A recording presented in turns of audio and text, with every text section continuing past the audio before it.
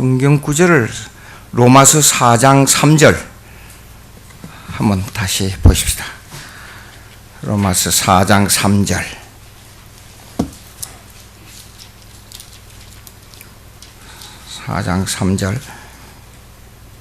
다 같이 읽을까요? 시작. 성경이 무엇을 말하느냐? 아브라함이 하나님을 믿음에 그것이 그에게 의로 여긴 바 되었느니라.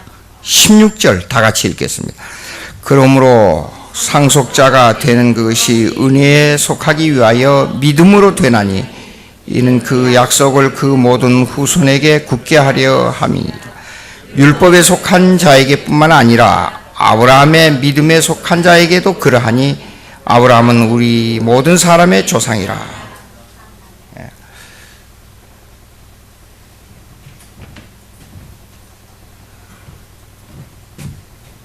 이걸로 하면 되겠고. 그 종교 개혁 그러면 목사님들 어느 교단에서 와서 강의해달라고 그러니까 종교 개혁이란 개념을 몰라요, 목사님들이. 그리고 보수주의, 그럼 보수주의라는 개념을 목사님들이 몰라요. 근데 여러분들이 이 내용을 알고 나면 좀 새로운 생각이 들지도 몰라요. 그러면 종교 개혁은 하나의 혁명, revolution이나 어떤 혁신의 개념하고 틀립니다. 개념이. 그런데 종교 개혁은 어떤 변화 과정을 시도하는 게 아니에요. 이 종교 개혁이라는 것은, 그런데 종교라는 말은 요즘 19세기에 이게 자꾸 외국어를 우리 학교에서도 외국어 많이 쓴다고 좀 귀찮게 생각하는데, 이게 종교사학파라는 게 있어요. 종교사학파. Religions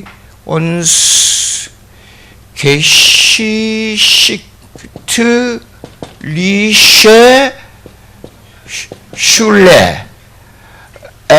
이거 독일 말이라 나서 조금 어려운지 몰라요. 근데 이 Religious Geschichte Lische Schule, 그러면 이게 종교사학파라는 개념인데, 이 종교 하나의 종교라는 개념은 19세기 이 독일에서 이 학파가 생기기 이전까지는 기독교를 보고 종교라 그랬어요. 근데 이 학파가 생기고 나서는 이방인 종교든지 모든 신의 관념을 가지고 있는 철학 개념까지도 종교라 그렇게 된 거예요. 그러면 이 종교 왜 사학파가 나오냐? 그러면 이거는 하나의 객관성, objectivism, 이 객관성 있는 종교를 찾자 그 말이에요. 이 말이 조금 어려운데 이해하고 들어주세요. 조금 아주 쉽게 설명하려고 그러지만은 이게 말이 어려우니까 하여간 설명해 볼 테니까요. 종교의 객관적이라는 말은 뭐냐면, 여기에서 주장하는 종교의 객관적이라는 말은 기독교만 절대화하지 마라 그 말이에요. 왜 예수만 믿어야 구원 얻느냐? 그거 빼라는 거예요. 여러분 귀가 이상하잖아요? 전 그런 소리를 들을 때는요, 내가 귀가 생기고는 희한한 소리를 듣는다는 생각이 들어요. 그러니까 그리고 하나님 삼위일체 말하지 말라는 게요. 나무에도 신이 있다면 그것도 종교라 그 말이에요. 이런 객관성을 찾자는 의미가 바로 뭐냐면 Religions Geschichte Lische라 그래요. 이걸 갖다가 Lische Schule라 그래요. 이게 종교사학파라. 그래서 19세기 이 독일에서 이 학파가 일어나기 이전까지는 종교를 기독교라 그랬어요. 기독교를 종교라 그랬어요. 근데 이 학파가 나오고 나서는 기독교는 이 모든 세상의 종교 중에 한 분야 여기에 속하게 됐어요. 19세기에 이 학파. 그러면 자, 그러면 오늘날의 종교 개혁이라는 개념하고는 전혀 이거는 딴판입니다. 그러면 왜 이 문제가 생겼냐 하는 것을 종교 개혁이라는 말을 설명하면 이게 문제가 더 깊이 문제가 있다는 것을 더 깊이 깨닫게 돼요. 제가 말하는 중에 여러분 금방도 조금 내가 실수를 하나 하는데 더 깊이 깨닫게 되는데 깊이가 먼저 나오고 깨닫게가 나중에 나오고 말이 바뀌는 이유를 아시겠어요? 미국에서 자꾸 영어식으로 이 얘기를 하다 보면 한국말이 그렇게 돼버리니까 여러분들이 이해하고 들어주세요. 자 보세요. 그러면 종교 개혁이라는 것은 원래 이렇게 form 이게 왔고 형태가 있어요. 형태가 이렇게 있잖아요. 형태가 정해져. 이 형태는 변함이 없는 형태예요. 만약에 이런 모양으로 되어 있다고 가정하십시다. 이런 모양으로. 그럼 이 모양을 형태로 그리서는 안 되는데 예를 들기 위해서 그런 거예요. 이 형태가 있는데 이 형태는 원형 하나의 이것이 원형 원래 노멀 형태로 되어 있어요. 이거 원형이 이렇게요. 그런데 이 개혁이라는 말은 요것을 변형을 시켜가지고 멋있게 이렇게 그리자. 그게 아니에요. 이것이 이렇게 너무 뭐 하나 있으니까 이 원형으로 그리자. 그게 아니에요. 무슨 말이냐? 이렇게 되게 되면 어떤 형태가 뭐냐 그러면 만약에 이것을 여기 이쪽에서 힘을 가하면 이게 이렇게 들어가 버려요. 이쪽에서 힘을 가하면 이게 이렇게 되고요. 그러면 나중에 이것이 위에는 반듯하게 있는데 이건 이렇게 되고 여기는 이렇게 돼요. 그러면 원형이 변형됐어요. 이 변형된 것을 다시 이것을 이 형태로 어디 갔어요 이게요. 이 원형으로 만들자. 이것을 개혁이라 그래요. 이것을 어떤 변화 과정을 거치는 게 아닙니다. 그러면 교회 있잖아요. 교회는 무엇을 근본으로 해요? 어디에다 근본으로 해서 교회가 성립돼야 됩니까? 아주 쉬운 대답인데 쉽게 안 나오지요. 아주 쉬운 대답인데 빨리 대답이 안 나와요. 그렇죠? 성경을 근본으로 해야 돼요. 성경 말씀을. 성경 말씀을 근본으로 해야 되는데 이 성경이라는 폼이 딱 이렇게 성립이 돼 있어요. 근데 언제나 역사적 구약도 마찬가지 신약도 마찬가지 역사적으로 교회는 언제나 외부의 압력을 받아와요. 성경에 기초돼야 되는데 압력을 받으면 형태가 변해버려요. 이렇게 변해버리는 것을 다시 원형으로 돌리자.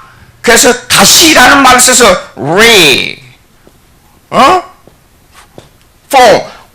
폼을 다시 원형으로 돌리자. 그걸 reform이야. reform. 그걸 개혁이라 그래요. 개혁이란 말을 변형으로 생각하면 안 됩니다. 종교개혁이라는 말을. 그래서 개혁이다. 근데 이걸 형용사로 만들어가지고 이들을 붙여 reform doctrine. 외국어를 많이 써서 미안합니다. 젊은 사람들이 많으니까 외국어를 많이 써도 괜찮겠죠. 그래서 이거는 개혁 신학이라 그래. Reform theology. theology. 신학. 개혁 신학이라 그래. 그래서 이거요. 그래서 그 하나의 이념을 말할 때는 개혁주의라 그래요. 이 개혁주의란 말은 한국에서만 주로 많이 쓰는 말이에요. 그러니까 여러분들 교회가 타락하고 잘못될 때 다시 성경의 원형으로 돌아가자. 그것이 reform, 개혁주의라 그래요. 변형을 말하는 게 아니라 transform을 말하는 게 아니에요.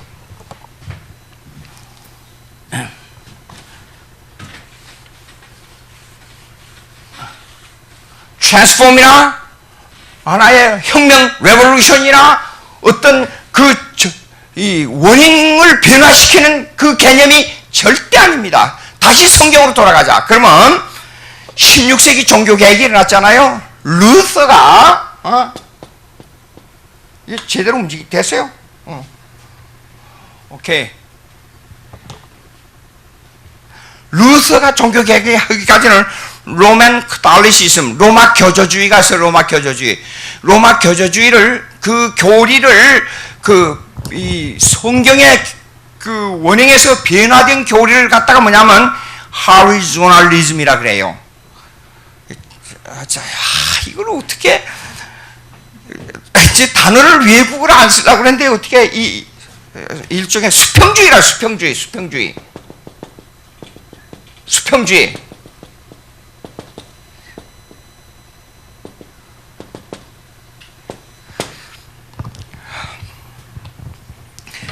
한국식으로 발음하려면 호라이존탈리즘.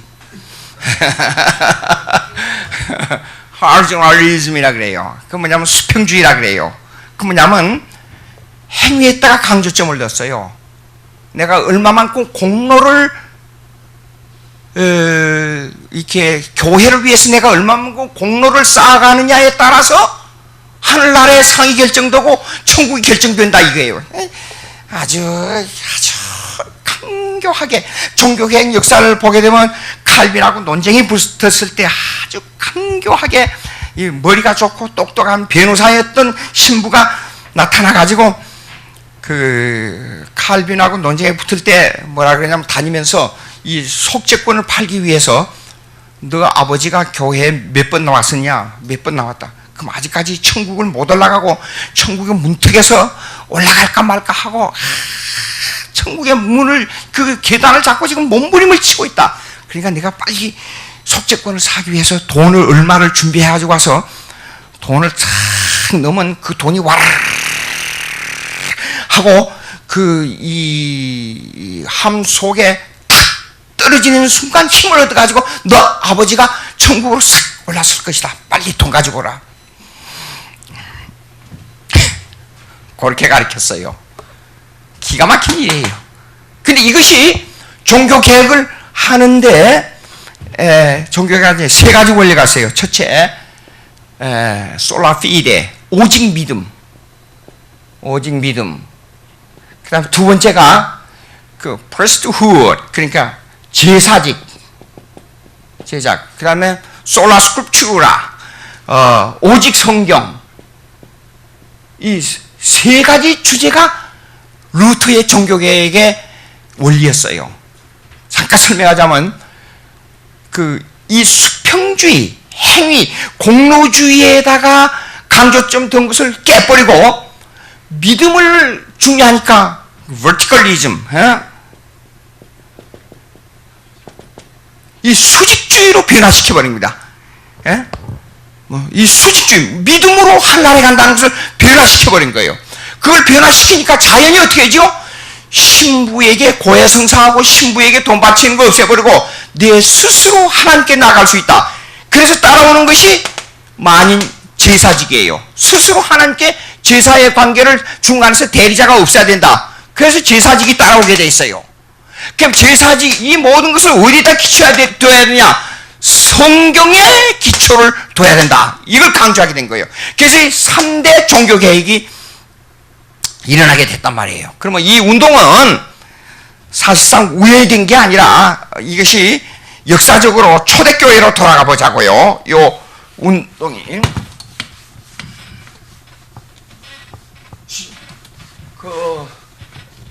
몇 시에 시작했어요? 우리가 1시간 약속했어요. 저기 시간이 있어요. 옳지. 지금 5분 지났지요, 지금? 그러니까 10분 지났어요? 네. 10분 지났으면 지금 8시, 9시 10분에 끝나야 돼요. 네. 됐습니다. 그런데 이것이 이 종교개혁이라는 것을 여러분들이 쉽게 생각하면 안 돼요. 오늘 한국에서 지금 500주년 종교개혁한 데서 여러 가지 일들이 벌어지고 여러 가지 지금 행사를 하고 있는데 저거 저렇게 해서는 안 되는 거예요. 종교개혁은 이렇습니다. 종교개혁을 통해서 나타난 신앙 고백서가 있어요. 그 고백서를 역사적 배경이나 고백서를 읽으면 눈물 나지 않고 읽을 수가 없어요. 이게 피가 막 솟구쳐 올라와요. 예?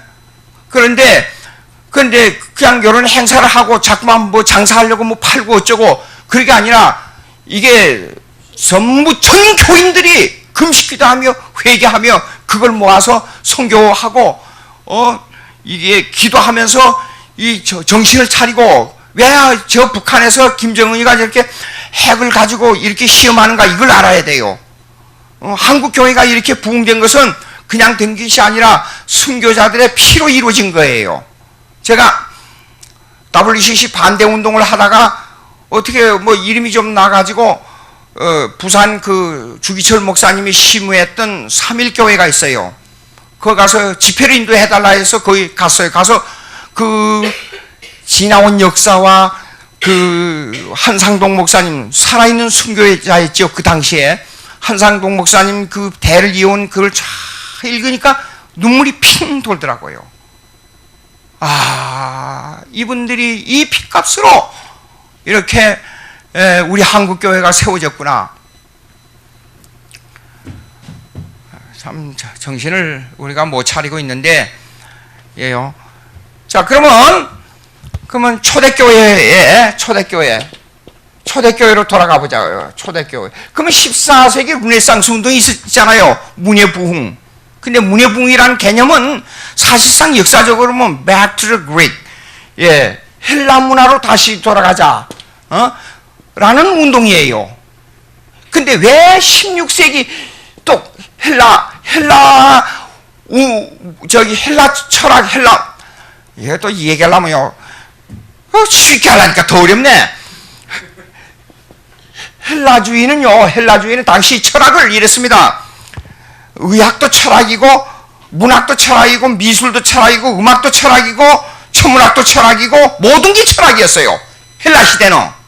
그러니까 말은 철학인데 의학을 연구하는 철학, 그 다음에 신을 연구하면 종교, 신을 연구하는 철학, 의학이면 의학을 연구하는 철학, 전부 그렇게 했었어요. 그러니까 모든, 여러분 가만히 헬라 문화를 연구해 보세요. 보면 같은 선에 있다는 걸 알 수 있어요. 이 천문학을 연구하는 사람들은 천문학의 그 천문학을 연구하면서 하나님을 생각했어요. 읽어봐요. 재미있어요. 예, 아주 재밌어요. 그리고 의학을 연구하면서 사람 몸속에 신비가 들어있다, 이렇게 신의 관념을 가지고 의학을 연구했어요. 그러니까 모든 게 철학인데 학문이 그렇게 돼 있는 거예요. 그러니까 중세 수도원 대학을 연구해보면 거기에 나타나요. 수도원 대학을 보게 되면 신부들이 이렇게 학생들을 모아놨잖아요. 그러면 신부들이 혼자 사니까 시간은 많고 자기들이 앉아서 수학도 연구하고 문학도 화학도 뭐 천문학도 다 연구하면서 신부들이 신학이라는 개념을 가지고 그걸 가르친 거예요. 신학인데. 그래서 수도원 대학에서는 그렇게 과목을 같이 모아서 가르쳤지만은 이것이 종교개혁 이후에 이것이 학문적으로 나눠진 거예요. 그래서 수도원 대학이 각 대학으로 나눠진 거예요. 종교개혁 이후에. 그래서 종교개혁 이후에 문화의 역사를 근대주의라 그런 거예요. 그래서 마더니즘이라 그래요. 모더니즘. 예, 한국식으로 영어를 말하자면 모더니즘. 예, 마더니즘. 예?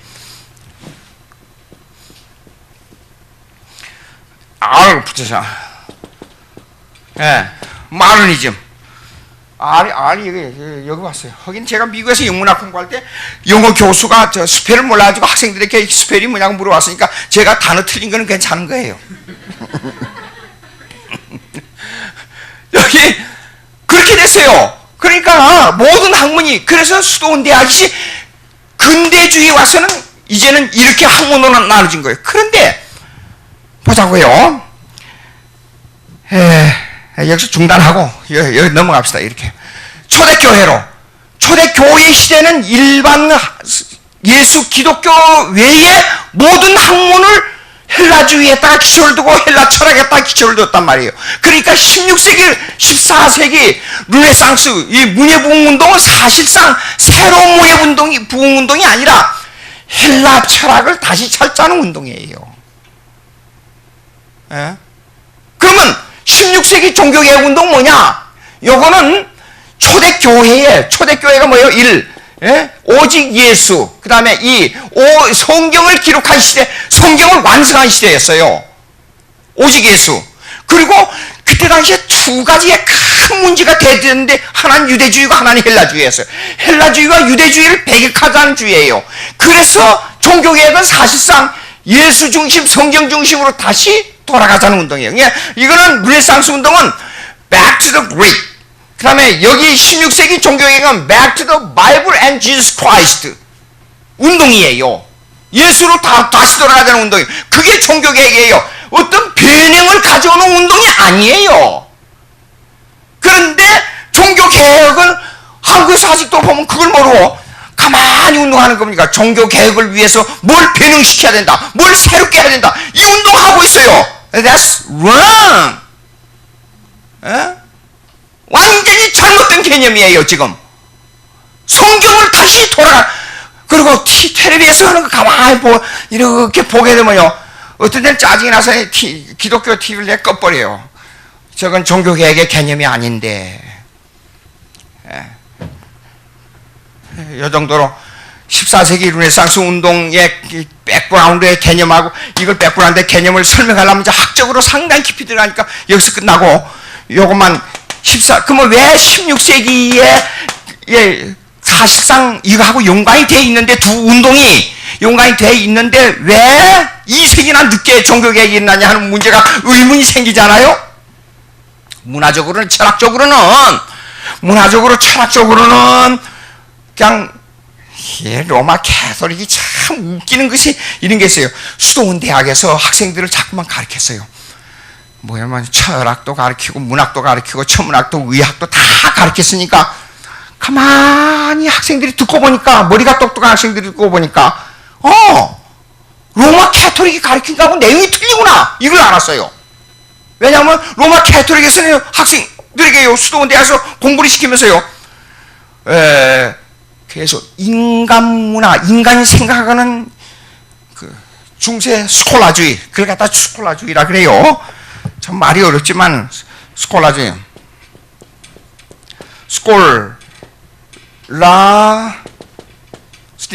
스콜라주의. 이 스콜라주의는 뭐냐 그러면 쉽게 설명하면 철학과 신학을 이성주의로 생각하자 그 말이에요. 아주 이거는 중고등학생도 알아먹는 얘기. 스콜라주의는 뭐냐면 말을 조금 어렵게 할 필요는 없고 철학과 신학을 이성주의로 생각하자 그 말이에요. 그러니까 수도원 대학에서 중세에서요, 밑에서 이성주의의 개념을, 과학과 모든 걸 다 가르쳤어요. 그러니까 솥에다가 물을 넣어놓고는 밑에서 자꾸만 이성으로 생각하자, 이성으로 하나님 버려라, 그다음에 성경 믿지 말라, 그걸 자꾸 밑에서 불을 떼고 있었어요. 그런데 외부로는 이 로마 캐톨릭은 의식주의를 강조하니까 외부로 나타나는 의식주의에 이거는 무조건 순종해라. 그러니까 밑에서는 이성주의를 불을 떼고 있고 위에서는 이성주의를 발표를 못하게 소뚜껑으로 꽉 누르고 있었어요. 그 누르는 시간이 2세기나 걸린 거예요. 문에 보면 불을 떼는 것이니까 막 터져나가 버렸어요. 근데 2세기 동안 꽉 눌러. 여러분 지동설 알지요? 다 알잖아요. 해가 돈다 그랬는데 느닷없이 지구가 돈다는 그걸 누가 가르쳤어요? 로마 캐톨릭 신부들이 가르친 거 아니에요? 중세 대학에서 자기들이 가르쳐놓고 종교 재판이 딸려니까 코페르니쿠스, 갈릴레오, 이 사람 갈릴레오 맞아요? 네. 이 사람들은 분명히 보니까 자기들이 가르쳤는데 지구가 돌고 있는 거예요. 천문학을 누구한테 배웠어요? 자기들한테 배워놓고. 근데 종교 재판이 열리니까 그거 말하지 말라는 거예요. 그러니까 재판이 열리고 나서 말하지 말라니까, 그래요, 저 지구가 돈 게 아니라 태양이 돕니다. 그러면서 재판소에 나가면서 그 재판장을 똑똑히 쳐다봤잖아요. 판사 옆에 반드시 양쪽에 신부가 앉아있으니까. 왜 그래요? 사실은 누구들이 가르쳐놓고 날 보고 하지 말라고? 그러면서 딱 쳐다보고 나간 거예요. 그것이 유명한 일화입니다. 로마 캐톨릭에서 자기들이 가르쳐놓고 종교적으로는 뭘 가르쳤어요? 성경에 해가 돈단 말이 나오니까 해가 돈다 그렇게 말을. 그래서 2세기나 늦게 종교개혁이 터진 거예요. 이 종교개혁은 결국은 뭐냐면 어떤 변형을 가져오자는 게 아니라 다시 성경이 말하고 있는 오직 믿음, 제사직, 성경을 돌아가자는 운동이 종교개혁이에요. 그러면 이제 이걸 신조적으로 한번 보자고요. 분석을 해봅시다.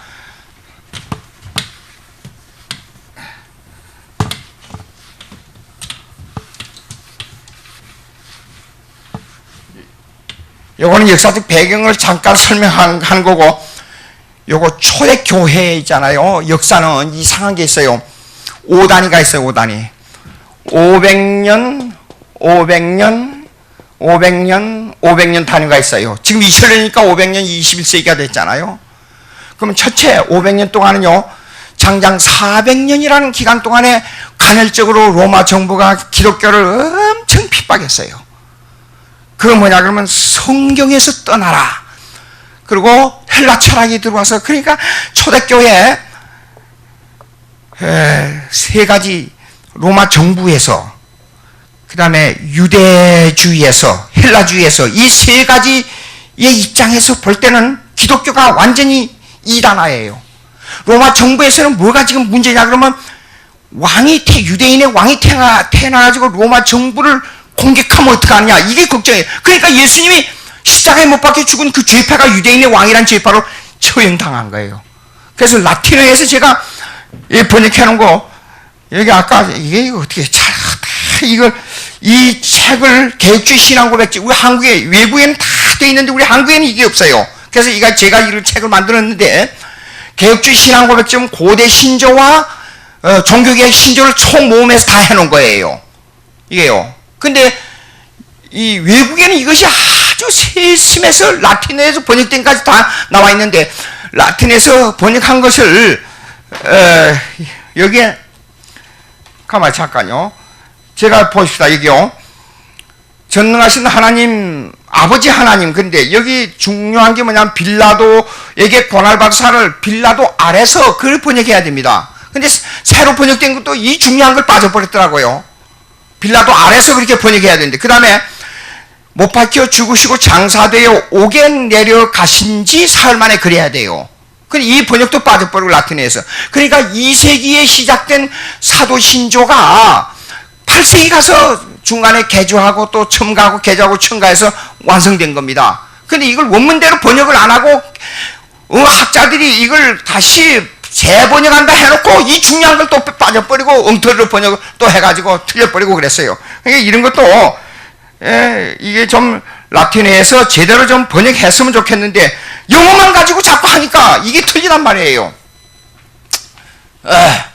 그거는 이제 지나가는 얘기인데, 그러면 고대 신조, 처음에 왜 사도 신조 종교계에 500년 동안에 그렇게 하면서 핍박을 당한 다음에 500년간에 5세기에 들어와서 기독교를 국교로 만들었단 말이에요. 콘스탄틴 대제가 기독교를 만들 때에 500년간에 그 전에 4세기부터 5세기까지에 어떤 일이 벌어졌느냐? 고대 신조가 형성되는데, 신조가 맨 처음 우리가 말하는 사도 신조, 그 다음에 니케아 신조, 그 다음에 콘스탄티노플 신조, 그 다음에 칼게톤 신조, 영어로 써요. 칼게돈 신조, 그 다음에 아타나시우스 신조. 하나, 둘, 셋, 넷, 5개 맞아요.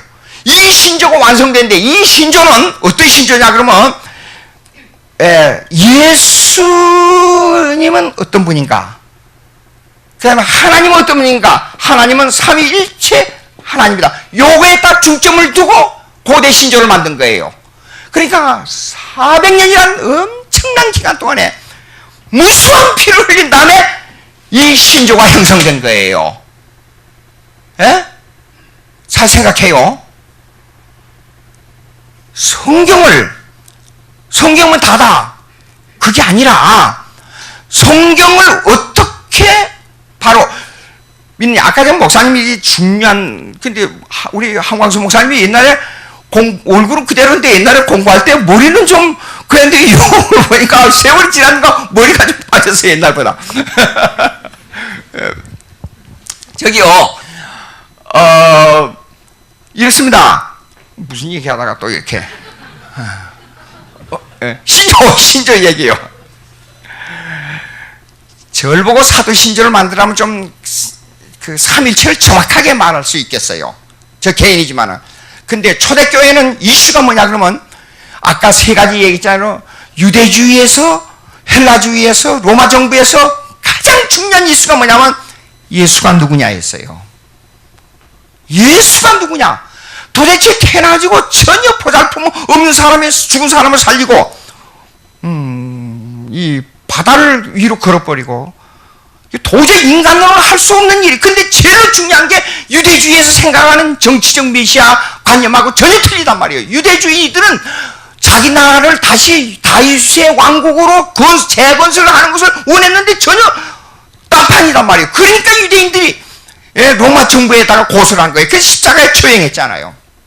근데 이념적으로 볼 때는 헬라주의에서 보니까 이거 전혀 맞지 않아요. 플라톤의 철학은 뭐냐면 이데아론이라 그래요. 이데아. 이게 이데아론은 뭐냐 그러면 모든 힘에 우주는 힘이다.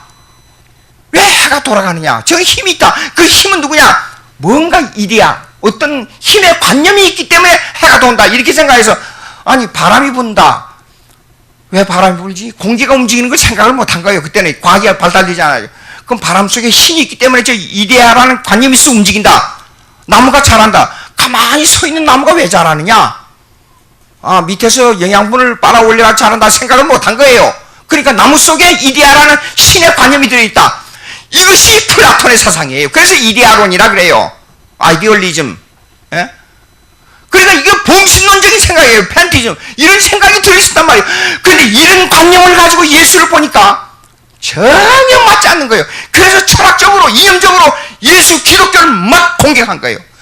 로마 정부에서는 이걸 어떻게, 이것들이 막 자기들이 모여서 막 기도하고 막 기적이 일어나고 그러니까 혹시 이것들이 뭘 이렇게 가지고 로마 정부를 반대하는가? 그거 지금 눈에다가 그냥 불을 켜고 지금 보는데 자기들끼리 앉아서 이거는 예수님의 살이다 그러고 떡을 먹고 예수님의 피다 그러고 뭡니까 이게 포도주를 마시다.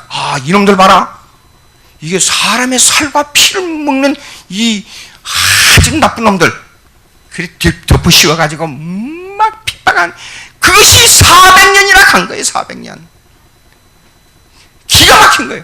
그러니까 교회 안에서는 이단을 외부로부터 들어오는 이단을 방어하고 안에서 교인들을 확실하게 훈련시키는 방법이 뭐냐? 그래서 신조를 만든 거예요. 그 주제가 뭐냐 그러면 예수 그리스도는 누구냐예요. 예수 그리스도가 누구냐. 그래서 사도신조를 보게 되면 3분의 2 이상이 예수 그리스도 신앙 고백이 나온 거예요. 그래서 그런 겁니다. 사도들이 1세기 때 다 죽어버렸잖아요. 2세기부터 어떻게 하면 교회를 유지하느냐, 이 신앙 고백을, 공동 고백을 만들자. 그래서 사도신조가 시작된 거예요. 2세기부터. 그래서 그것이 완성되기 8세기. 그러니까 우리가 말하는 개혁신학을 말하는 개혁주의 신학이란 것은 사도신조. 어느 교단에서는 사도신경 그 성경이 아니니까 필요 없다. 말도 아닌 정신 나간 소리를. 사도신조가 뭡니까? 성경을 요약해 놓은 거예요. 하나님이 천지를 만들었다. 성경이 아니에요. 성경이잖아요. 예수 동정녀 탄생했다. 성경이잖아요. 십자가에 죽었다. 성경이잖아요. 부활했다. 성경이잖아요. 다시 오신다. 성경이잖아요. 성경이에요. 성경. 예? 근데 여러분, 성경 그러면 성경대로 믿어야 된다. 그래서 문자주의가 있어요. 리럴리즘. 제 방에 왔더라고. 연구실에 와가지고 성경대로 안 믿는 사도신경 틀렸다 그래. 그래서 얘를 오라고. 이거 좀 앉으라고 그래서 성경이 어떤 데는 뭐 하였다. 그리고 어떤 데는 했다. 어떤 게 맞아요? 내가 그랬어요. 이렇게요. 물어봤어요. 그게 이 사람 당황하는 거예요. 정식으로 하려면 하였다 아닙니까? 그래요. 묻지 말고 하였다고 맞고 어떤 게 했다고 어떤 게 맞는가 한번 배워보라고. 이런 참. 내가 미국에서 강의할 때요. 우리가 잘 생각해야 됩니다. 이 성경을 제가 좀 덜렁덜렁한 면이 있어요. 그냥 이런 것도요. 해가지고 제 방에 가면 막 형편없어요. 그냥 정돈도 안 돼 있고 보기는 이렇게 깔끔하게 보이지요. 근데 실제 생활은 형편없어요. 그러니까 집에 들어오면 우리 사람이 아무리 어지럽게 해놔도 저는 이거 치우라 소리 한마디도 못해요. 제가요. 근데 성경을 이렇게 이제 들고 경건회를 인도하고 이제 설교를 또 마치고 이렇게 나왔어요. 이렇게. 성경 이렇게 들고 나오니까 어떤 학생이 기분이 나빠가지고 설교하는데도 얼굴이 뭐 좋지 않게 막 이러고 그러더라고요.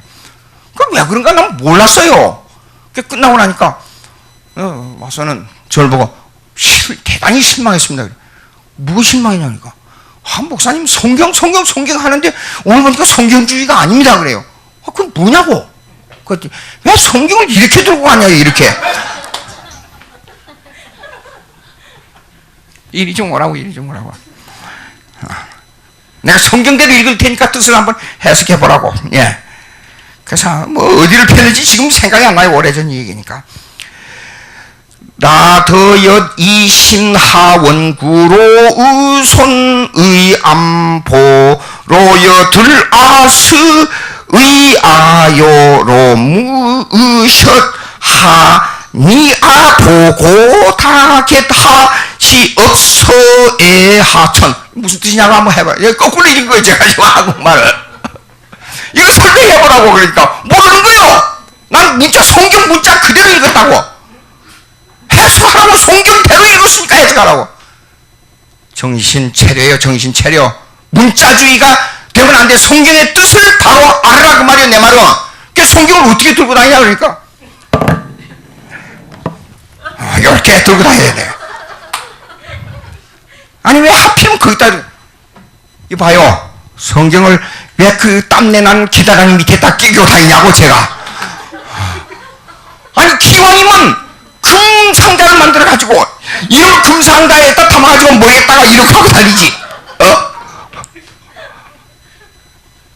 자, 이렇게 잘못된 신앙을 가지고 문제가 있단 말이에요.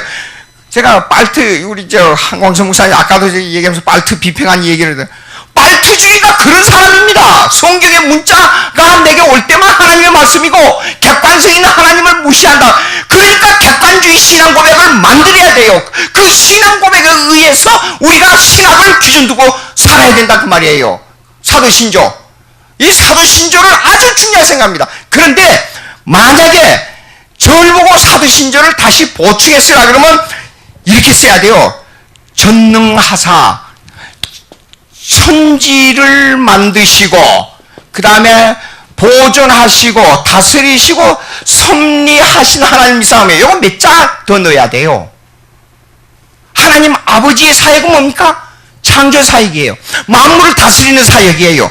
이 만물을 보존하시는 사역이에요. 그리고 섭리하시는 사역이에요.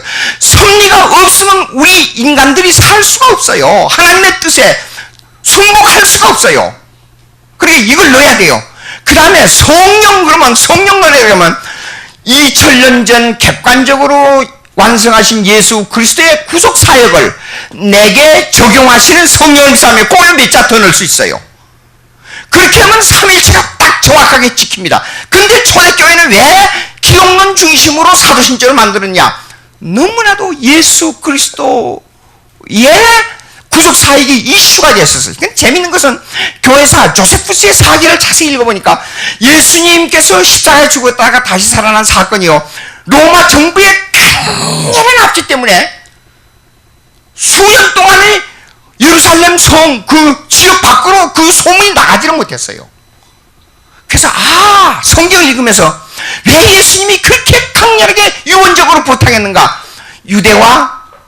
예루살렘과 유대와 사마리아 땅끝까지 복음을 전하라. 그런데 사도 바울이 그걸 전하기 위해서 아시아로 가려고 예루살렘에서 아시아로 가려고 그렇게 몸부림을 쳤던 이유를 이제서 깨달아요. 얼마나 로마 정부의 압제가 심했으면 이렇게까지도 됐겠는가 하는 생각을 해보는 거예요. 제가요. 그러면 16세기 종교개혁 이렇게 피를 많이 흘리고 500년 후에 이 역사가 일어났어요. 그러면 이것들이 전부 예수 기독론하고 사도신조를 중심으로 일어난 겁니다. 그러면 10세기에 들어왔어요. 교회는 언제나 이 아이러니의 역사를 반복합니다. 뭐냐면 무지한 핍박이 들어오고 고통이 들어오고 피를 많이 흘린 다음에 신앙 고백 중심으로의 교회가 돼요. 신앙 고백 중심. 신앙 고백 중심의 교회는 반드시 성경으로 돌아가자는 운동입니다.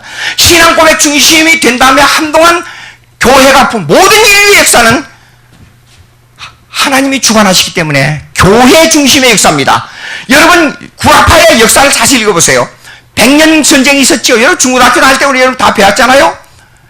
100년 전쟁이 있었죠. 그 다음에 프랑스에 30년 전쟁이 있었지요. 그건 전부 기독교 중심으로 피 흘리는 전쟁입니다. 그러니까 프랑스의 30년 전쟁은 영국으로부터 나오는 위군의 족속을 어떻게 처참하게 죽이느냐, 시족을 말려버리고 죽이느냐는 운동이 프랑스의 유럽의 30년 전쟁이에요. 예? 그러니까 그런 과정을 거쳐서 16세기 종교개혁이 완성된 거예요. 여러분 깊이 생각해요. 그러니까 한국에서 그러고 난다면 반드시 뭐가 발전되냐면 교회가 발전되고 교회가 발전된과 동시에 국가가 발전됩니다. 기독교가 선교를 하기 위해서는 나라가 발전돼야만 선교를 할 수 있으니까. 그러니까 미국이 저렇게 발전돼서 20세기의 선교를 지배한 것은 미국을 발전시켜야 나가서 선교할 수 있으니까. 근데 여러분 잘 생각해 보세요. 한국이 과거에 130년 전에 한국에 기독교가 들어와서 오랜 동안 수십 년 동안 50년이라는 기간 속에서 한국의 기독교의 핍박 시대를 지냈습니다. 그리고 50년이 넘어서서 오늘 한국이 세계에 이렇게 조그마한 나라가 오늘 또 뉴스를 자세히 보고 분석해 보니까 중국이 제가 볼 때는 이랬습니다. 중국이 한국을 절대로 못 버립니다. 하나님의 주권 사상에서 제가 중국에 강의하러 갈 때마다 느끼는 건 뭐냐 그러면 국민들은 한국 사람을 그렇게 좋아해요. 그러니까 요새는 뭐냐 그러면 근데 옛날에 한 15년 전에 중국에 갔을 때는요 새파란 옷 입은 사람들이 저 뒤에 구석지에 앉았어요. 아이고 비록 내가 순교하러 각오하고 내가 간다고 그러지만 실제로 그 사람들 보니까 은근히 가슴이 떨리고 겁이 나더라고요.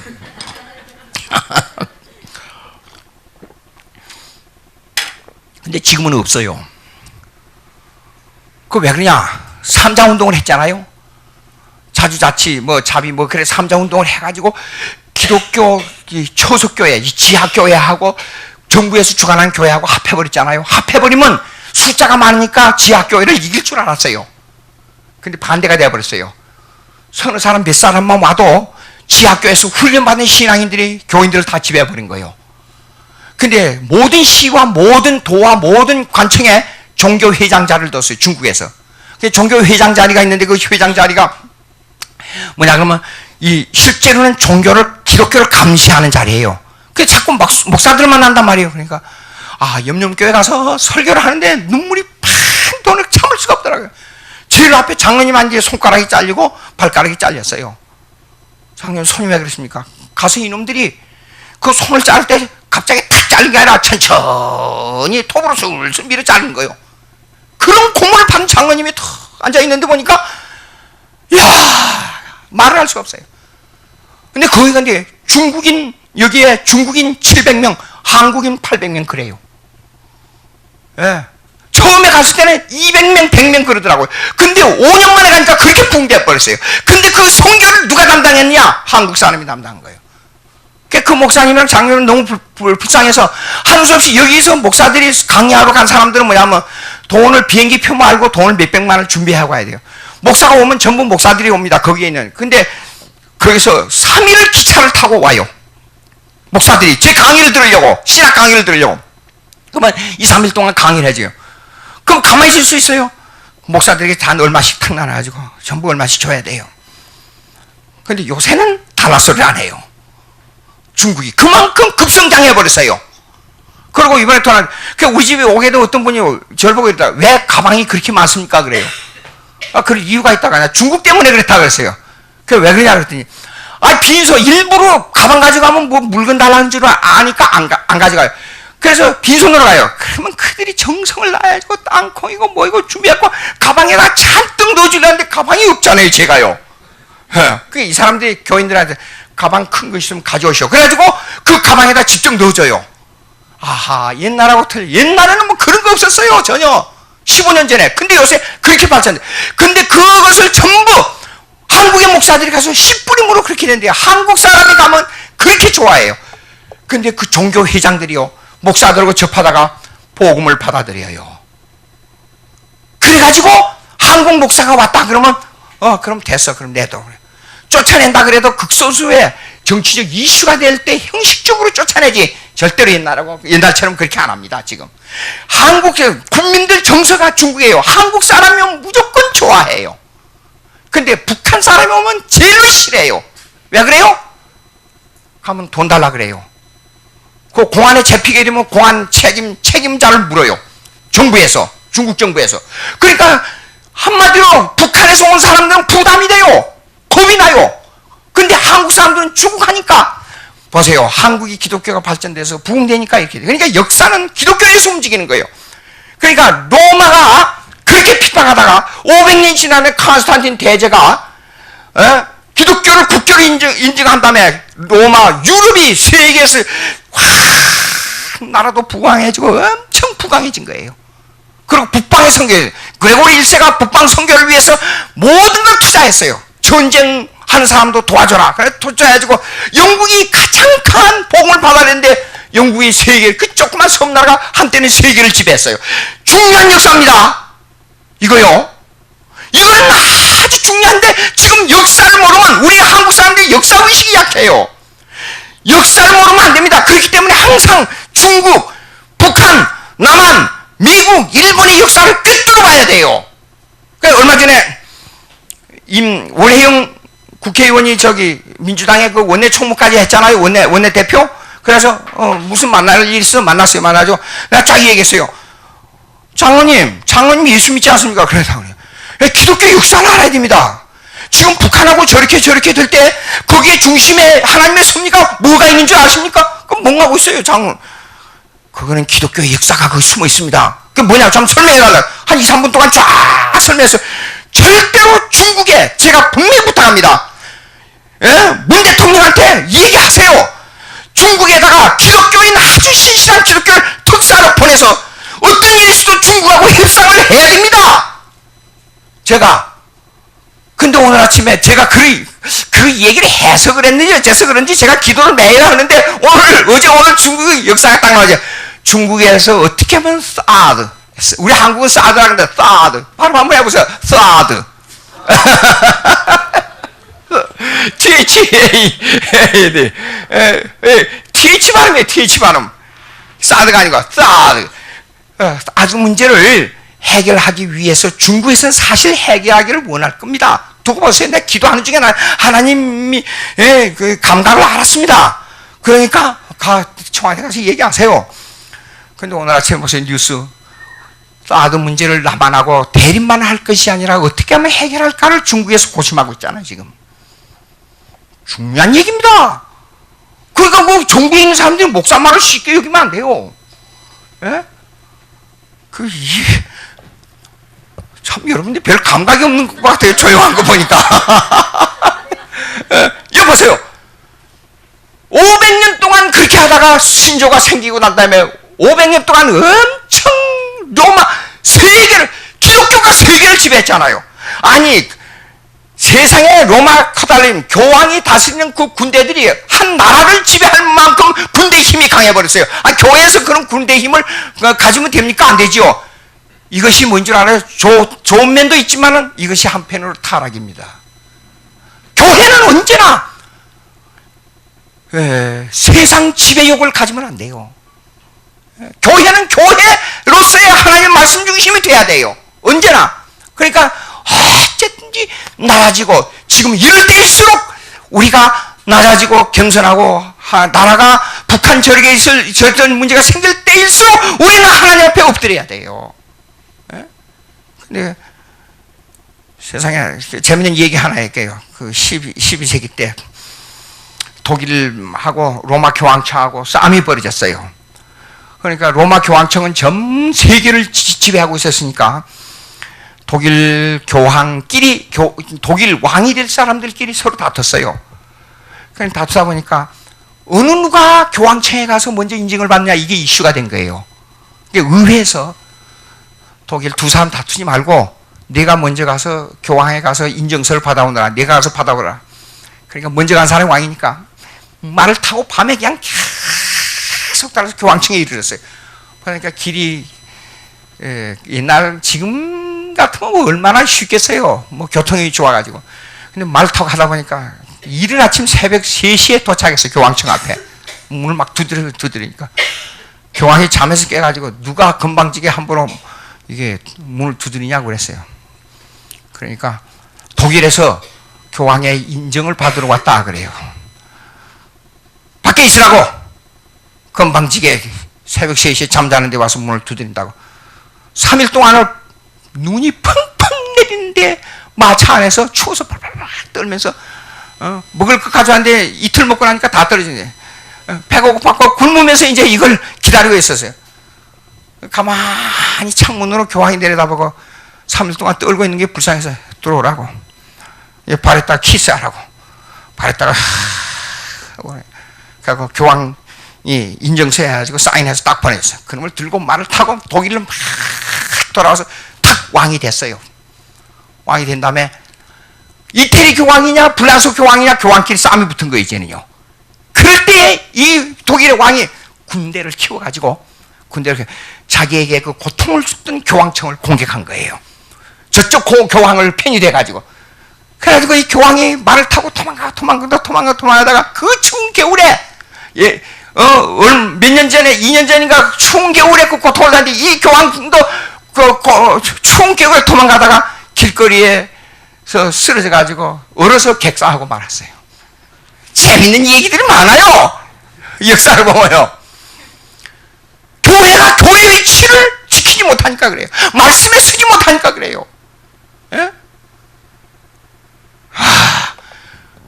그래가지고 10세기가 닥쳤습니다. 10세기가 되니까 뭐가 냐면 이성주의, 아까 스콜라주의 얘기했죠. 이성주의가 막 발흥한 거예요. 그런데 11세기에 들으면서 이성주의의 그 안셀무스란 말 들은지 모르겠어요.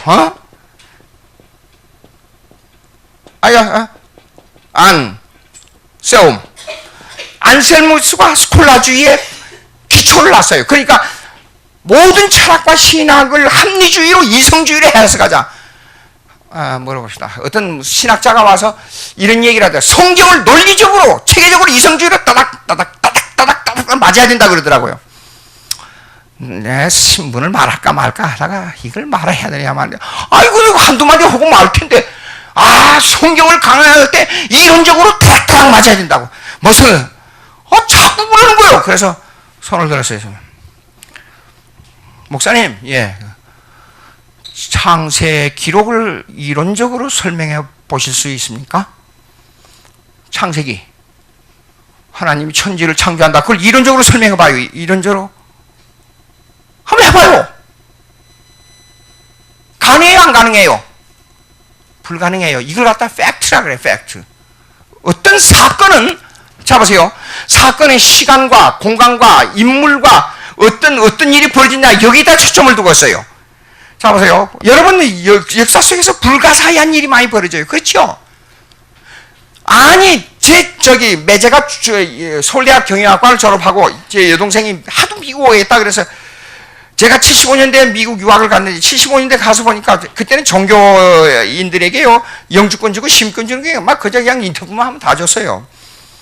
영주권도 받고 이제 빨리 우리 가족 때문에 시민권을 받아. 우리 여동생이 하도 미국에 오고 있다 그래서 그럼 오라고 그래서 시민권 받아서 초청했는데 그 남편이 서울대 경영학과를 졸업하고 머리가 아주 똑똑합니다. 근데 유럽에서 교통사고로 죽었어요. 갑자기. 현장을 가봤어요. 현장을 가봤는데 기둥이 이렇게 딱 서 있어요. 근데 차가요 이쪽에서 쫙 와가지고 아니 이쪽으로 가야 되는데 왜 거기서 쭉 미끄러져요? 이 자국을 보니까 미끄러져가지고 딱 그곳을 아니 살짝만 틀어도 운전석을 밟을 수 있는데 운전하는 운전석 이 사이드 라이트 핸드 사이드를 받을 수 있는데 아니 요만한 기둥에 딱 운전석에 있는 고사를 딱 모서리를 받았어요. 이 사람 죽기로 작정한 사람 같이 보여요. 왜 이런 일이 일어났냐 이게. 왜 경찰이 와서 이 얘기를 보고서를 써주면서 그러는 거예요. That's not exactly incident라고 그래요. 이게 정확하게 이 사건이 일어날 수 없는데 일어난 일이라 딱 그렇게 말해요. 그게 우리 한국말 불가사의한 일이라 그래요. 왜 버려졌어요, 이게요? 이론적으로 설명해봐요, 이론적으로. 이 팩트는요, 하나님께서 이론적으로 설명할 수 없는 사건을 역사적으로 시간과 공간을 기록한 겁니다. 여러분 한번 물어봅시다. 요즘은 영상이 발달돼가지고 뭐 아무것도 찍어서 뭐 다 막 할 수 있잖아요. 동영상 다 나오고. 모세가 홍해를 갈랐지요? 이스라엘 백성이 건너갔어요. 만약에 지금같이 모든 영상으로 찍을 수 있다면 그걸 지금 사진기로 영상으로 찍을 수 있어요, 없어요? 있지요? 근데 그걸 갖다 팩트라 그래요. 근데 그걸 찍어서 그 사건을 실제로 영상으로 돌렸다고 가정하십시다. 그 영상으로 돌린 사건을 이론으로 설명해 봐요. 이론으로. 대답이 없네요. 이론으로 설명할 수 없어요. 아까 제가 말씀드렸죠? 사건 내용을 시간과 공간에 어떤 사람이야 이것만 가지고 이런 일이 벌어졌다고 설명할 수 있는 거예요. 근데 성경에는 이걸 사진기로 찍을 수 있는 사건으로 기록해놨어요. 오직 영사기만 없다 그 말이에요. 예? 자 보십시오. 여러분 잘 보세요. 얼마나 정확한가 성경이. 예수님이 평상시에 뭐라고 그랬어요? 다니면서 자기가 3일 만에 십자가에 죽었다 다시 살아난다고 계속 말했다.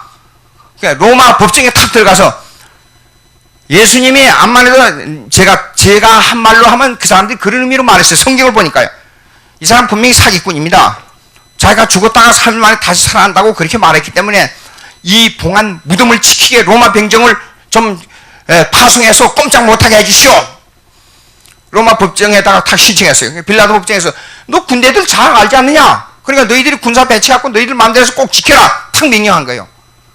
근데 3일 만에 지난 다음에 지진이 일어나고 난리가 나고 폭풍이 일어나고 그 지키는 군인들이 기절해 뒤로 나다빠져 버렸어요. 다 그렇게 기록했어요 지금요. 여러분. 근데 영사기로 찍은 것처럼 정확하게 사건을 기록해놨어요. 예? 그러니까 자 보세요. 성경 자체가 말씀하고 있어요. 시체를 도적해 가지고 가서 살아났다고 말할지도 모른다. 그냥 감춰놓고 그러니까 오늘날 아까 자연주의 신학자들요. 19세기 릴리기어스 게시시크 때 리셰 슐레 종교 사파들이 말한 내용이 뭡니까? 이것을 설명할 때 이렇게 했어요. 예수님의 부활의 사건을 거짓말로 하기 위해서 시체 도적설 그 다음에 예수님의 기적설 죽었다가 십자가에 못 박혀 죽었다가 무덤에 들어가서 시원하니까 다시 살아났다. 기적설 그 다음에 시체 도적설 그 다음에 환상설이에요. 너무나도 예수님을 그리워한 나머지 환상이 나타나서 예수님이 살아난 것처럼 말했다. 이따위 말을 한단 말이에요. 그러니까 보자고요. 왜 이렇게 좀 세밀하게 설명하냐. 이성주의 철학이나 이성주의 신학이 해결할 수 없는 성경을 자기들 생각으로 가지고 규정을 지으려니까 문제가 생긴 거예요. 그게 스콜라주의예요. 이것이 일어나고부터 로마 캐토릭은 급박하게 타락하기 시작한 겁니다. 그래서 속죄권 팔자, 뭐 하자, 돈 모으기 운동하자. 그리고 도덕적 타락이 막 일어난 거예요. 아니, 나 신부들 만나면 재밌는 게 있어요. 우리 조카가 이제 신부 되려고 공부한다고 그러는데, 너 신부 한다면서 한다고. 근데 왜 공부하다가 어떻게 된 거야? 왜 돌아와 버렸어? 그러니까 신부 그 새끼들 미친놈들이라 그래요. 아니 공부하다가 너 왜 그러냐? 그랬더니 가서 보니까 경건한 줄 알았니? 술 먹고 교인들하고 싸우는데 이거 눈으로 볼 수 없네. 삼촌하고는 영 달라요. 그러는 거예요. 저를 보고. 그래서 왜 삼촌 어찌하게 삼촌은 술도 안 잡수고 담배도 안 피우고 그렇게 참 가정을 사랑하고 보니까 아이고 저 사람들 보니까 정머리가 떨어져서 나 그만두고 와버렸어요. 그걸. 여러분요 속을 알고 보면 기가 막힌 거예요. 술을 얼마나 세계에서 가장 알코올 중독자가 많은 분야가 호모섹스가 가장 많은 단체가 어딘 줄 알아요? 대답을 왜 안 하세요? 신부들이에요. 신부들. 신부들이 가장 좋은 선물이 뭔지 알아요? 아주 독한 45도짜리 술을 갖다 주는 걸 그렇게 좋아해요. 뭘 알고 해. 타락하기 시작하니까 뭐냐면 그래서 500년이 지난 후에 종교개혁이 일어난 겁니다. 이상하게 500년 역사가 일어나요. 에? 그래서 종교개혁 신조는요, 여기에요, 제가 종교개혁 신조의 역사적 배경을 읽으면서요, 가슴이, 저는 칼빈 강요를 읽으면서요, 앉아서 읽을 수가 없더라고요. 피가 몸에서 막 심장이 거꾸로 뛰는 것 같아요. 그래서 나는 우리 한국에서 어느 감리교 목사들이 나와서 텔레비에서 내가 그래서 그 책에다 써버렸어요. 한국교회 목사들이요, 그러면서요. 그래서 앞으로 변증하게 나오면 그 여러분 읽어보세요. 여러분들에게 특별히 염가로 아주 싸게 10분의 1 가격으로 하든지 그래가지고 제가 드리든지 그래야 되겠어요. 아니, 필립 샤프레라고 하는 그는 이 8권으로 된 전 교회 역사를 엄청나게 길게 쓴 내용입니다. 아무리 뒤져도 그게 한국말로 번역이 됐으면 좋겠는데, 아무리 뒤져도 칼빈이 사람 죽였단 말이 안 나와요. 심지어는 칼빈이 서르투스를 살리기 위해서 얼마나 몸부림을 쳤는지 몰라요. 그리고 감옥에 갇혔을 때도 그를 살리기 위해서 3일체만 부정하는 거 취소해라. 그러면 내가 탄원하겠다고 그걸 편지로 몇 번을 보냈는지 몰라요. 칼빈이 그걸 살리기 위해서. 그런데도 칼빈이 사람 죽였다고 거짓말해요. 외국 목사들이.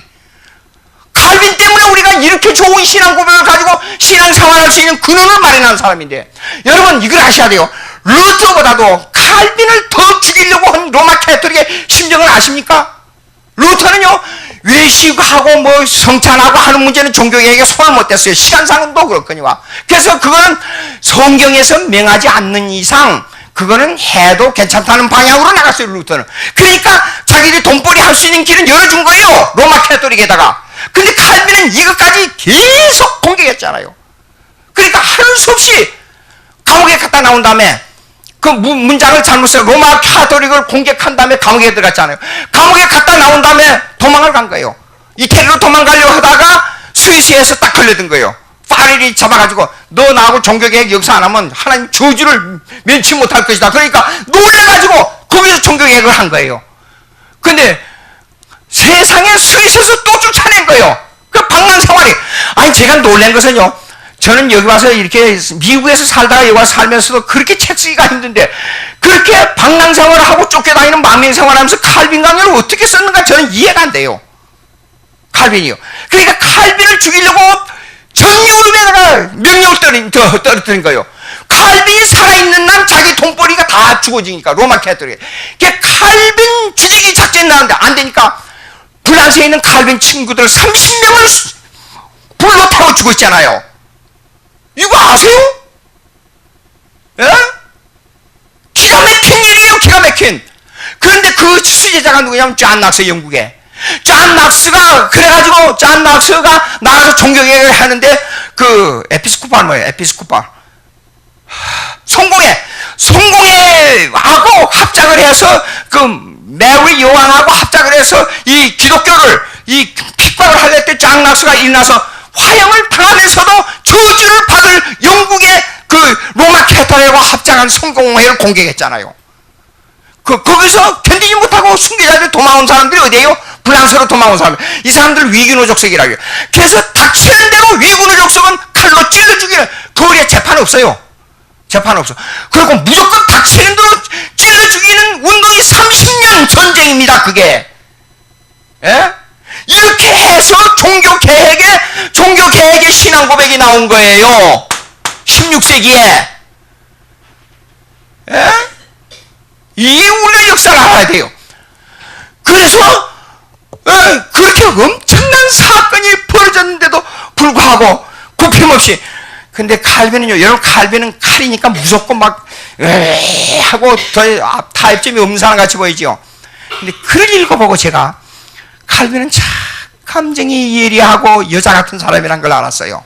그 문장을 보면, 제가 대학 시절에는 문학을 공부했어요. 그래서 문장을 보면 그 사람을 알아요.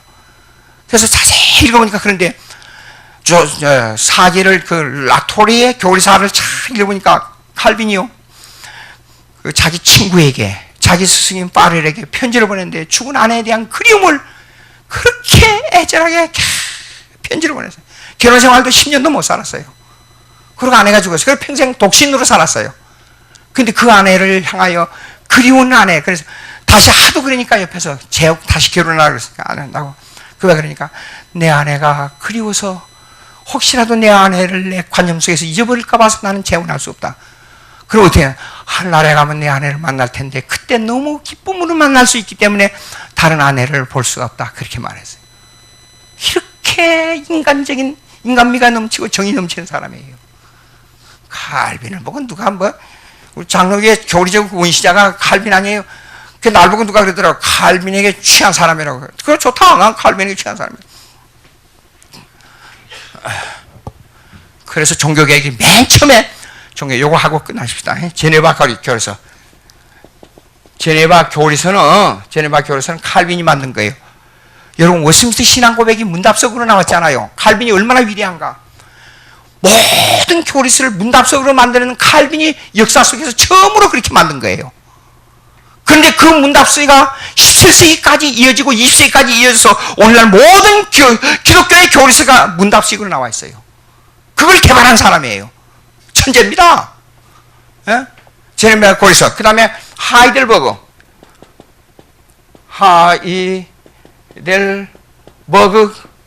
문답서. 그 다음에 스칼랜드, 스코트,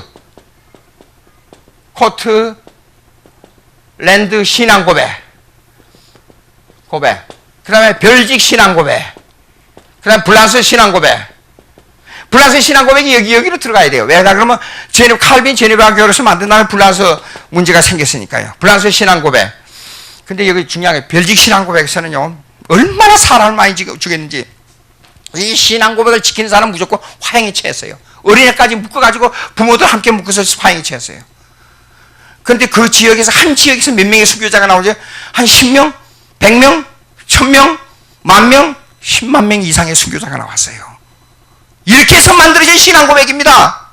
예? 그 다음에 스위스 신앙 고백. 왜 이렇게 칼빈에게 관계된 신앙 고백이 많냐? 블란스 신앙 고백도 칼빈하고, 스위스 신앙도 칼빈하고, 제네바 신앙 고백도 칼빈에 의해서 만들어진 거예요. 예. 스칼랜드 신앙 고백은 존 낙스에 의해서 만들어지고, 그 다음에 제2 스위스 신앙 고백은 헬베틱 신앙 고백이래요. 헬베틱 신앙 고백이에요. 여기는 재밌는 게 있어요. 저주문이 나와요. 이대로 안 믿으면 저주를 받는다 그렇게 나와요. 예? 그럼 이걸 종합해가지고 만든 신앙 고백이 웨스트민스터 신앙 고백이에요. 한국식으로 하면 웨스트민스터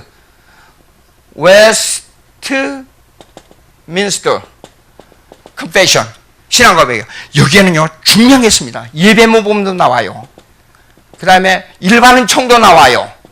그 다음에 여기에 정치 모범도 나와요. 이거는 아주 중요합니다. 미국에서 헌법을 만들 때 웨스트민스터 신앙 고백에 정치 문답을 가져오라 그랬어요.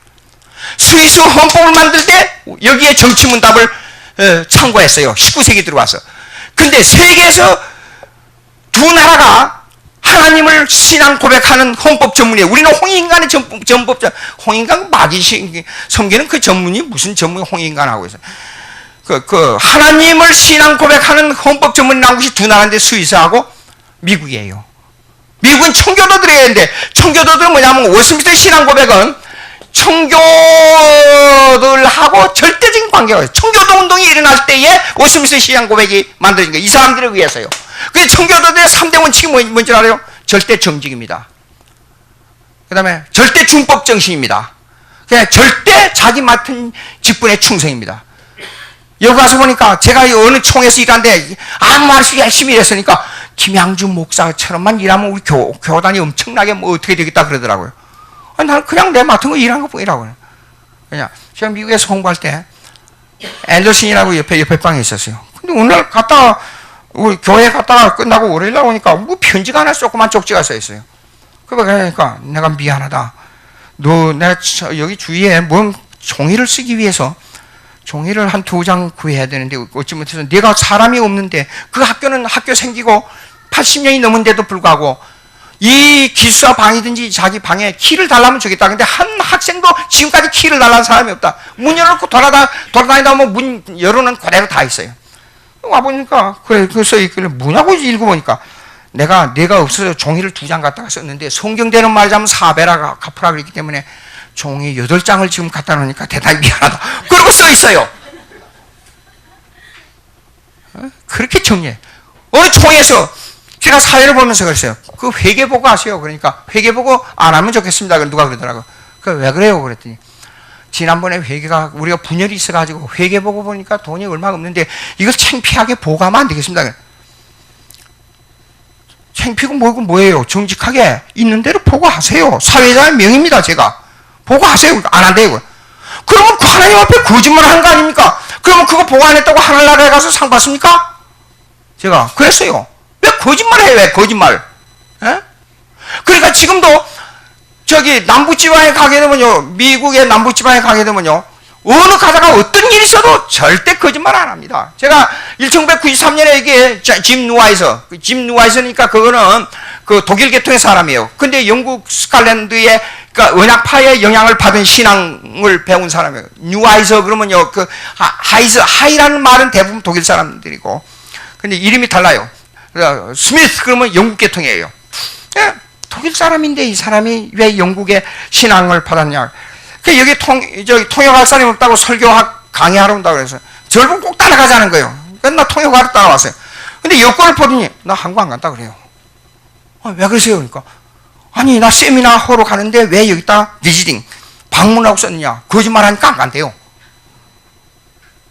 그래서 빚을 시켜가지고 빨리 가서 바꿔가지고 세미나하러 간다 그러니까 그럼 가겠다고 그래요. 왜 그래 하니까 공항에서 방문인데 세미나 발각돼가지고 벌금을 뭐 어떡하느냐? 벌금을 내야 된다. 이것도 거짓말하면 안 된다는 거예요. 벌금을 반드시 내야 된다. 왜냐? 아브라함이 자기 아내를 누이라고 속여가지고 얼마나 혼났냐? 성경대로 정직해야 되지 않냐?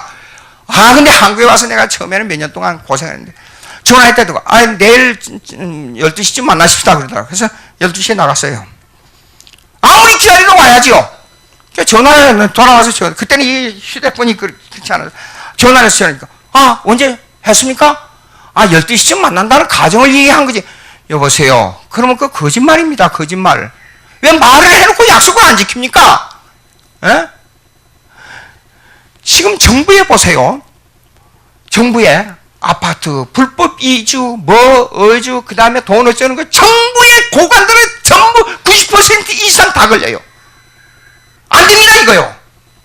절대 안 됩니다. 내가 법정에 가서요, 학교 문제로 보야고 한 10몇 번을 내가 증인수로 갔어요. 변호사들끼리, 검사들끼리 거짓말 하는 거예요. 내가 그 자리에서, 미국식으로, 그러니까 내 미국에서 교포들을 위해서 법정에 가서 증언도 많이 쓰고 그랬는데, 한마디 하겠습니다. 나는 이런 사람들하고 나는 증인 쓰기 싫습니다. 그랬어요. 그러니까 왜 그래, 판사가 왜 그러냐, 그래서, It's unfair, 영어로 해버렸어요. It's unfair. It's going on now. Why don't you tell me? It's unfair. Objection, Your Honor. 영어로 해버렸어요. 그러니까 뭐라고요?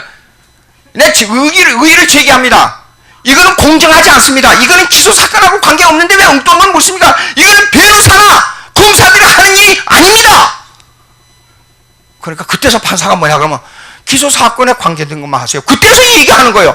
이런 법정이 어디 있어요? 에? 나라가 잘 되려면 고위 있는 사람들이 정직해야 됩니다. 정직하고 바로 살아야 되고 어찌해야 되고 사건이 벌어지고 목사들이 거짓말 목사 얘기해서 목사가 돼가지고 목사 얘기해서 미안합니다.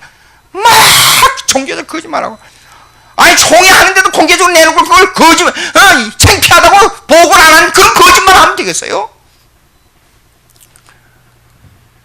워스민스터 신앙고백 만들 때는 영국에서 전쟁이 일어난 뒤에 4년 반 동안에 만든 겁니다. 남북전쟁으로. 크롬웰 장군이 신교도였어요. 나가면서 이랬어요. 내 목숨이 오늘 가서 죽을지 내일 가서 죽을지 모른다. 그러나 나는 하나님을 위해서 이 길을 가리라. 그러고 나서 전쟁에서 이겼어요. 그래가지고 워스민스터 신앙고백이 완성된 겁니다. 그때 기도하면서 이랬어요. 우리가 하나님을 모릅니다. 하나님에 대한 신앙고백을 어떻게 해요? 매일 회의를 해도 하나님은 너무나 위대하고 너무나 웅대하니까 신앙고백이 안 나오는 거예요. 아무개 목사님 기도하세요.